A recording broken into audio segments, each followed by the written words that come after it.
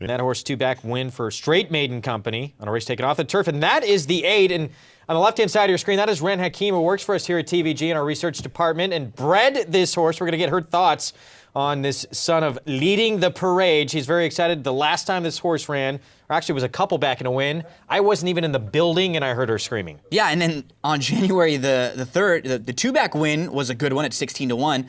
And this horse may have been best on January 3rd. They had to steady a little bit early on, and then they angled way to the outside of the racetrack, and they were flying home. They could be very, very tough. Not could be, should be very, very tough in this spot. And we've been listening to Ren a little bit talk about how she's been watching the horse warmed up. I got a tutoring lesson all throughout the week on how to say the horse's name so I didn't butcher it. And Ren, what do you think? How do you look? How does it look? He looks fantastic. This is the normal way he handles himself when he's going to dispatch some foes. He's got his little prance on. It's a little bit reminiscent of Zenyatta. She had her Spanish walk. He has his little passage prance. I'm very excited about this race. You were spot on with your analysis that he had a steady in the lane that last time out, and this time I think if he gets a clear shot down the stretch, nothing's going to stop him. He'll close like a freight train. And just real quick, I mean, how did this breeding come about with this horse? Well, I actually purchased the mare in 2009, and I was looking for a stallion that I thought complemented her, not only pedigree-wise, but conformation-wise. And there was this wonderful stallion standing at Lambholm named Leading the Parade. Gorgeous horse, royally bred. He's by AP Indy, out of my flag. Okay, out of my flag.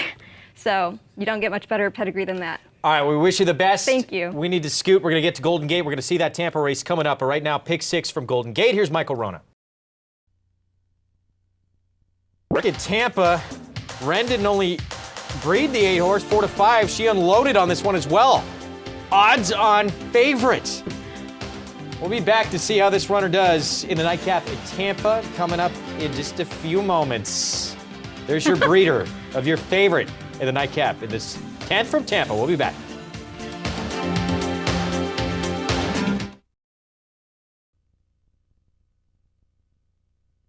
They should all set it up for Pirradazis. Perfect. Even money here, so a couple left to move in. And let's get some final thoughts here. Ren, how'd you like the horse warming up going into the gate? Again, he looks fantastic. I think that the main objective is that he comes home safe and sound. That's the main thing. But I really think he's got a fair shot at living up to his favorite status. So here we go. I'm excited. All right, best of luck. One left to move in. Foyleen to the outside. All eyes on the 8 here in studio on Pirradazis. Racing resumes again tomorrow. First post time 12:25. Morning Glory Club show gets underway. The after 10 a.m. lower level of the grandstand. Featured speaker Quincy Hamilton. Tomorrow morning at 10. Still waiting for 1A. Foyleen and Perez.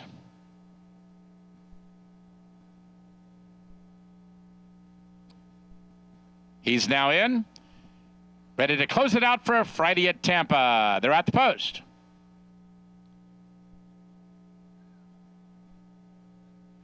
And they're off. Away and running. Sharp Johnny breaks for the lead. On the outside, there goes Roman Officer toward the rail. Oro Macto in the last horse away. The lead running Saturday's Light. Under the wire for the first time, and Sharp Johnny moves up and now has the lead. Roman Officer in a good spot on the outside. Moves up second, Oromakto with a ground-saving trip toward the rail now third. Length and a half farther back, Razzle Dazzle Man is out there racing along for it. Pirradazis, the favorite, is now 5th by a head, just is inside. Emotional Stroll racing along 6th. Foyleen is now 7th. Proud Patriot is 8th, and the trailer is Saturday's Light.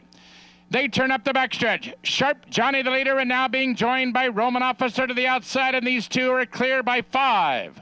Razzle Dazzle Man carrying the colors of Mr. Gilbert Campbell racing along third. 2 lengths farther back, Pirradazis moves up a closer for it. A break of 2, Saturday's Light, now all the way up to 5th. 2.5 lengths farther back toward the rail, Oro Macto is now 6th as they leave the half-mile marker, Sharp Johnny. And from the outside, Roman Officer is set to attack second. 4 lengths farther back, Razzle Dazzle Man is now racing along third with a 1/4 mile to run. Roman Officer on the outside strikes to the lead. Sharp Johnny is there second. Pirradazis horses. Swings to the center of the track now third. Saturday's Light toward the rail fourth. Inside the final furlong, Roman Officer racing erratically, and Sharp Johnny is battling back gamely. Saturday's Light absolutely exploding between horses. Here's Saturday's Light, carrying the colors of Pete Matson from last to first.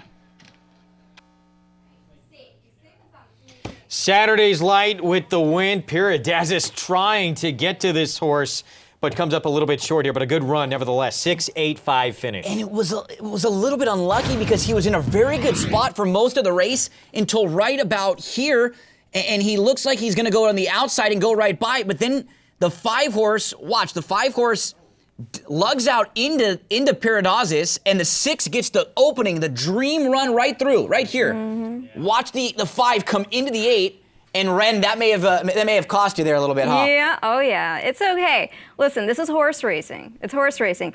And when you've got a closer, you've got to expect that you have to deal with traffic like that. And that's why, Matt, for example, he's a proponent of horses on the front end, speed horses, because they don't have to deal with stuff like this usually.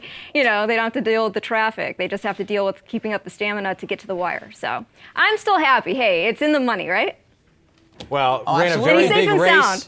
Yeah, I think you should be very proud. Horse ran very good. Sometimes and, it's not that bad because as an owner, you get a big piece of the purse and you come right back in a spot where you know you're going to be very live again. So and Breeders' Awards. Yeah, absolutely. Breeders' Awards.